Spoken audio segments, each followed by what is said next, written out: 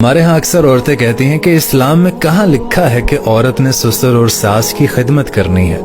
میں انہیں کہتا ہوں کہ بالکل آپ ٹھیک کہہ رہی ہیں، کہیں نہیں لکھا، لیکن جو اسلام میں لکھا ہے آپ اس پر عمل کر لیجئے۔ اب اسلام میں کیا لکھا ہے؟ ہمارے نبی پاک صلی اللہ علیہ وسلم نے ارشاد فرمایا کہ اللہ کے بعد اگر کسی کو سجدہ کرنے کا میں کہتا تو عورت سے کہتا کہ اپنے شوہر کو سجدہ کرے۔ اتنا بڑا مقام ہے شوہر کا، اور اگر آپ کے شوہر کو اس بات سے خوشی ملتی ہے کہ آپ ان کی ماں اور آپ ان کے والد کی خدمت کریں تو آئی تھنک آپ کو کر لینی چاہیے اپنے شوہر کے مقام کو دیکھتے ہوئے۔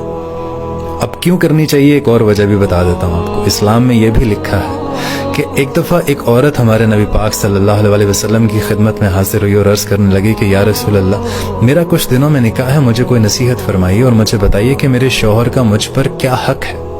تو ہمارے نبی پاک نے ارشاد فرمایا کہ اگر تمہارے شوہر کے جسم میں پیپ بھی پڑ جائے اور تم اس پیپ کو اپنی زبان سے بھی چاٹو یا صاف کرو تب بھی تم اپنے شوہر کا حق ادا نہیں کر سکتی۔ اب یہ کتنی بڑی حدیث ہے، اگر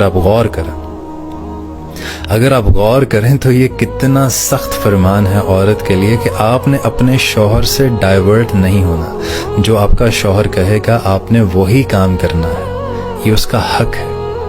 اور اسلام میں یہ بھی لکھا ہے کہ بغیر ضرورت کے گھر سے باہر نہ نکلو، یہ بھی آپ کر لیجئے۔